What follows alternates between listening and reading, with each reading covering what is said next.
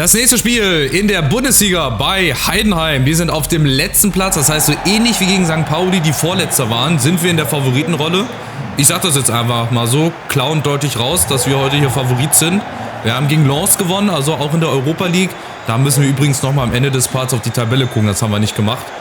Sind wir also auch wieder im Kampf um die Playoffs gut mit dabei. Und jetzt hoffe ich natürlich auf so einen ähnlichen Spielverlauf wie gegen St. Pauli hier. Ganz entspanntes 3-4-0. Das glaube ich aber nicht. Wir lassen uns mal überraschen mit ein paar Veränderungen. Grodowski unter anderem, Rogoff in der Mitte. Neues Innenverteidiger-Duo heute mit Collins und AB. Und dann gucken wir mal. Also wir haben ja schon mit Heidenheim ein schönes Erlebnis gehabt, ja, in der Relegation. Im Rückspiel das 1:1, kurz vor Schluss. Remberg, die Dämme sind gebrochen, der Aufstieg war da. Und Heidenheim ist dann ja quasi ein Jahr später dann in die Bundesliga aufgestiegen. So. Der erste Versuch, hier in Führung zu gehen. Jongwa und Listesch, die erste Chance abgeblockt. Ich glaube, das Bild werden wir heute hoffentlich häufiger sehen. Wir im Ballbesitz, im Angriff, Heidenheim. Mit den verlorenen Zweikämpfen hier schon am Anfang. Die spielen, glaube ich, im 4-2-3-1. Haben nur einen Sieg aus den letzten 5 Spielen. Also die haben auch nicht so eine gute Phase gerade. Deswegen sind sie auch Letzter. Aber gerade diese Spiele musst du halt gewinnen. Genau wie gegen St. Pauli. Du musst solche Gegner schlagen, wenn du dich wirklich auch mal oben festsetzen möchtest. Wirklich unter den ersten 4 oder 5 Mannschaften. Solche Spiele sind heute ganz, ganz wichtig. So, Paul Wanner. Vor 2 Jahren noch hier auf Leihe gespielt. Dann mit der Kaufpflicht oder Option von uns dann 7,5 Millionen haben wir für ihn bezahlt. Ja, immer noch ein super Deal, wie ich finde.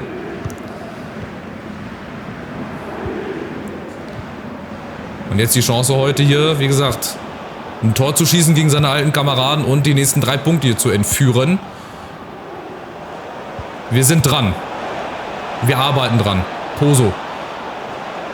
Über den Flügel Remberg. Wer kommt in der Mitte? Rogoff. Der kann auch von Weitem schießen. Guter Schuss.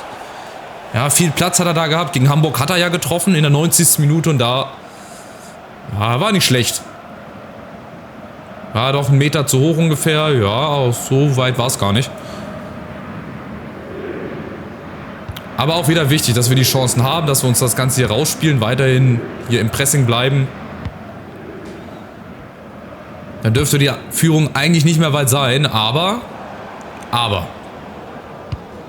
trotzdem aufgepasst, der Gegner, egal wie er heißt, egal wie schlecht er spielt, der kann uns immer hier Probleme bereiten. Mal mehr, mal weniger, ne? Da haben wir Duda, Mikkel Kaufmann, auch ein schneller Mann. Von daher aufgepasst. Und ich glaube, Duda, wenn das der Duda von der Hertha ist vom 1. FC Köln, dann hat er auch nicht so eine schlechte Technik. Aber davon haben wir auch ein paar Spieler, die das drauf haben. Geschwindigkeit, Technik.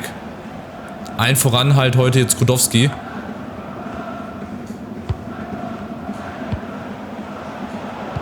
So, und jetzt die Chance mal. Wanner, der hat Platz, der hat zu viel Platz. Geblockt. Aber Remberg bringt Wanner nochmal ins Spiel. Und das war auch eine große Chance. Oh, das hat er leichtfertig vergeben. Da war viel, viel mehr drin. Da war definitiv mehr drin. Jongwa. Nächste Chance. Listesch. Vorteil läuft, beziehungsweise Vorteil gibt es gar nicht. Dann machen wir es halt so. Wanner. Nächste Chance diesmal mit rechts.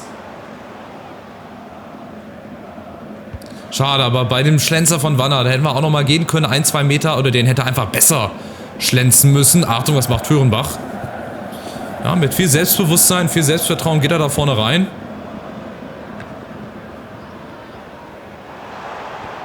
Und Heidenheim kommt wieder über Jongwa, aber von Jongwa gestört.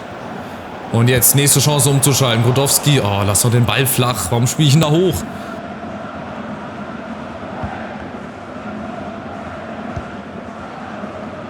Das gibt's doch nicht. Auch wieder leichtfertig oder beziehungsweise die Szene habe ich auch öfter drin, wo ich mir dann auch wieder hinterher denke, Mensch Junge, spiel doch einfach flach. Aber in dem Moment, da bist du einfach so drinne, da denkst du dir, ja komm, spielst du mal hoch. So, jetzt Achtung, Grodowski, jetzt flach auf Wanner. Nochmal Grodowski, schneller Abschluss. Und natürlich wieder abgeblockt. Wie selbstverständlich. Und Wagner mit der Ecke. Wann mal wieder Eckentor. War ein Döner 3,50. Oh Gott, wo kommt der denn hin? Wo köpft der denn hin? Wagner kriegt aber nochmal die Chance. Hat jetzt viel Platz. Oh, das ist eine schöne Flanke. Und Wanner vorbei. Ja, war es da nochmal eine Option, in die Mitte zu spielen? Weiß ich nicht, ist jetzt hier nicht zu sehen. Aber Listisch war, glaube ich, auch irgendwo in der Nähe. Aber das sind halt so Entscheidungen innerhalb von wenigen Augenblicken. Da ist dann hinterher immer leicht zu reden, aber normalerweise, wenn da noch wer gestanden hätte, hätte man auch quer spielen müssen.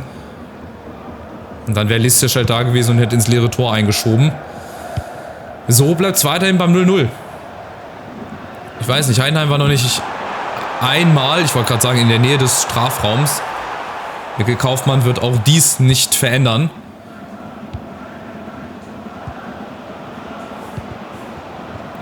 Und die nächste Welle rollt. Also es geht auch hier wieder nur in eine Richtung. Heidenheim ist viel in der Defensive beschäftigt. Vorne der Einzige, der da steht, ist, glaube ich, Mikkel Kaufmann. Und bei uns Rogoff. Oh, der hat auch viel Platz, Rogoff. Ja, mal ein Schlenzer. Mal reinschieben in die Ecke. Muss ja nicht immer mit Gewalt sein. Aber Heidenheim hat halt auch einen Keeper hinten drin, ne?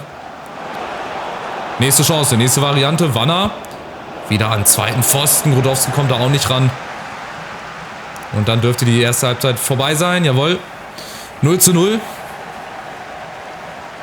Okay, ist jetzt nicht schlecht, aber halt auch nicht das, was ich gerne haben wollen würde. Am Ende, wie sieht die Statistik aus? Oh Gott, 0:9 Schüsse. Erwartete Tore 2,2. Also wir sind, wie gesagt, klar besser Heidenheim als Tabellenletzter. Aber das reicht noch nicht. Da muss mehr. Da muss noch ein bisschen mehr kommen. Und zwar machen wir das mit Hikimoglu. Mal für Listisch. Der bleibt da, die Außen bleiben. Remberg muss ich auch immer mal gucken. Da hätten wir zur Not noch... Ja, Castaneda, den will ich jetzt auch nicht reinbringen. Natürlich Friedrichsson, Karamoko, Kaba kann auch wieder mal auf der linken oder rechten Seite spielen für Poso.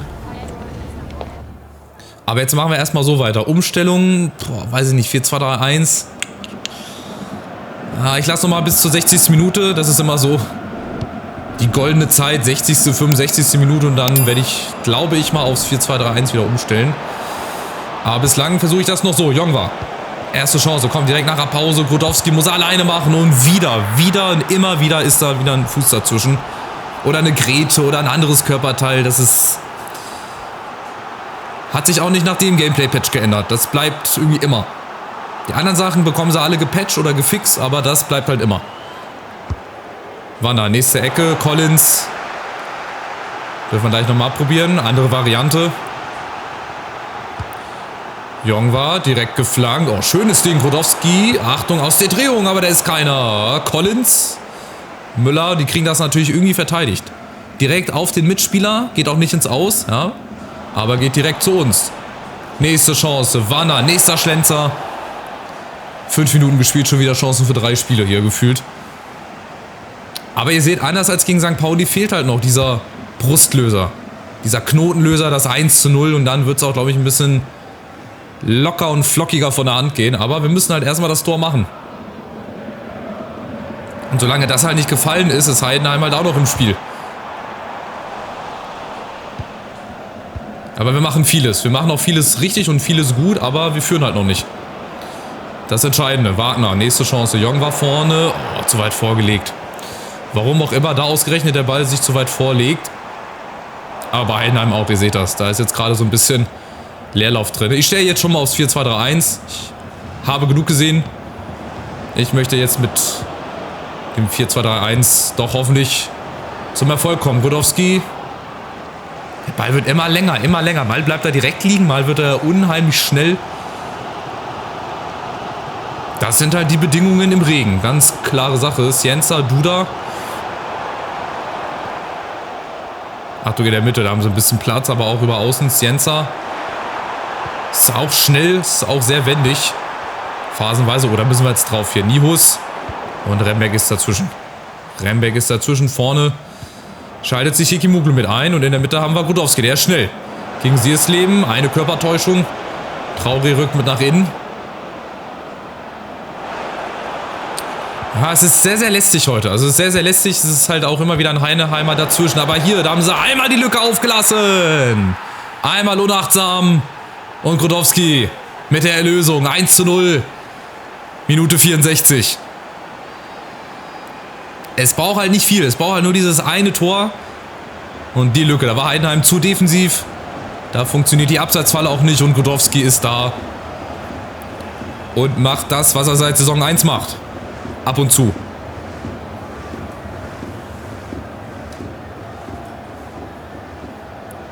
Auch Saisontor Nummer 2 erst. Hat aber auch erst 8 Spiele, weil halt Jongwa ihm den Rang abgelaufen hat. Vorne im Normalfall mit Listic und mit Ferry.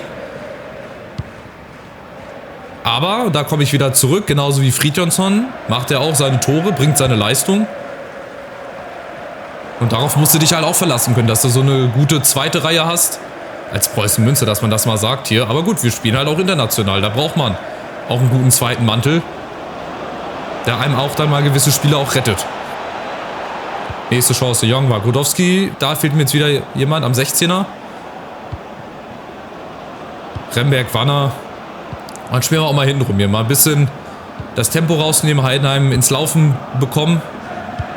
Weil die müssen jetzt, die stehen unter Druck. Die liegen zurück, nicht wir, Hikimoglu. Wenn diese Bälle nicht so lang werden würden, ne, das wäre auch wieder eine gute Chance gewesen. Und manchmal reicht es auch einfach nur mit zu verschieben.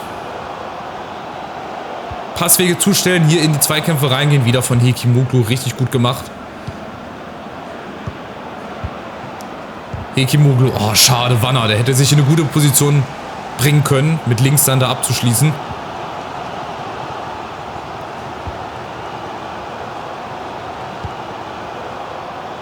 Und wieder Duda, der jetzt ein bisschen Platz hat. Ja, die Skills hier auspackt, aber es bringt ja nicht viel.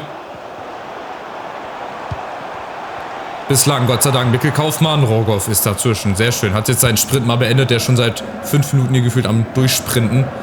Nächste Chance. Viel Platz für Hikimoglu. Und dass er von Weitem schießen kann, haben wir auch schon öfter mal gesehen. Müller. Muss da Kopf und Kragen riskieren, sonst wäre der schön eingeschlagen. So, Wechsel. De La Vega. De La Vega für Cienza. Und bei uns kommt Remberg. Irgendjemanden werden wir doch da finden von unseren großen Hühnern. Das kann ja nicht wahr sein hier, dass wir seit 100 Spielen hier kein Eckballtor machen. Rogoff nochmal. Ablage auf Jongwa. Das muss viel schneller passieren. Aber trotzdem kommt er durch. Jongwa zeigt schon an. Komm, komm, komm. Schneller, schneller. Remberg, zweiter Pfosten. Wer ist da? Da haben wir Rogoff. Und jetzt aber! Rein damit! 2:0. Und ich glaube, das ist die Entscheidung. Großes Five-Konzert hier im Stadion. Die Fans haben genug gesehen. Fans sind sauer, verlassen in Scharen das Stadion. So kann es nicht weitergehen bei Heidenheim. Schöne Variante und endlich klappt das mal. Ja? Kurz gespielt, dann die Flanke an den langen Pfosten. Das ist eigentlich so meine Standardvariante auch in Ultimate Team in der Weekend League. Das klappt, ja, von 10 Versuchen 4-5 Mal würde ich sagen. Aber wenn es klappt, wenn der ankommt, dann ist er halt auch meistens drin. Und Rogoff freut mich auch. Der ist halt in der ersten Saison auch eigentlich mit viel Vorschusslorbeeren gekommen. Hat dann auch wenig gespielt. Aber hat jetzt auch schon wichtige Tore gemacht. Ne? Das Last-Minute-Ding gegen Hamburg. Jetzt hier das 2:0 gegen Heidenheim. Und dann ist es am Ende ein souveräner Arbeitssieg, würde ich sagen. Das 2:0. Es hätte auch gut und gerne anders ausgehen können. Aber ich glaube, wir hatten keinen einzigen Schuss von Heidenheim. Sinamoy hatte heute einen sehr entspannten Vormittag.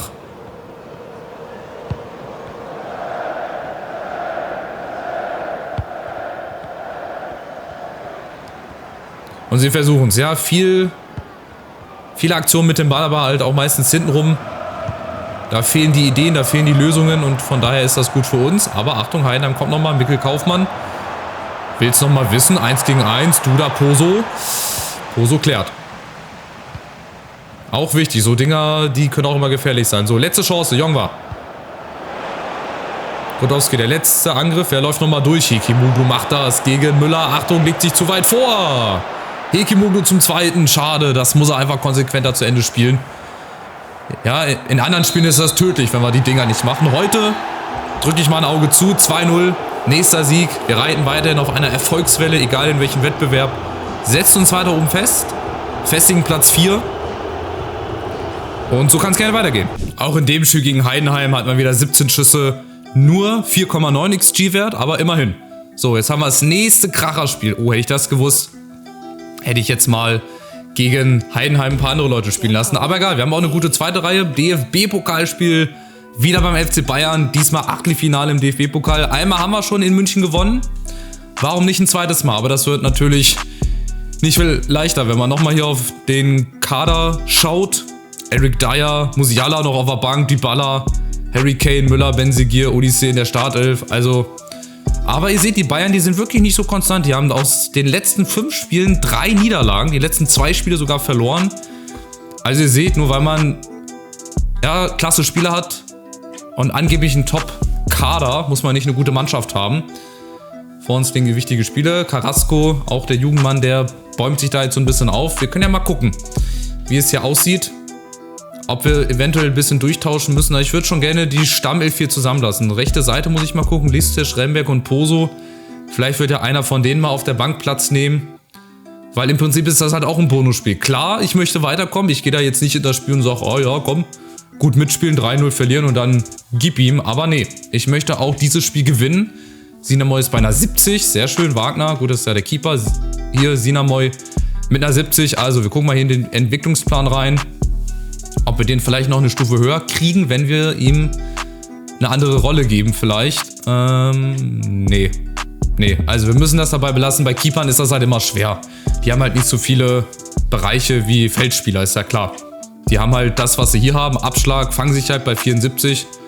Ja, freut mich auf jeden Fall. Ja, der hat sich gemacht. Der wird sich auch noch in den nächsten Jahren machen und in den nächsten Saisons. Der wird sicherlich auch eine 80 kriegen oder eine 85. Also, Pokalspiel gegen Bayern. Ganz, ganz wichtig. Gucken wir da mal auf die Tabelle oder auf die Ergebnisse. Magdeburg gewinnt zum Beispiel in Nürnberg. Hoffenheim gewinnt gegen Hamburg. Dortmund gegen Bochum. Freiburg, Wolfsburg.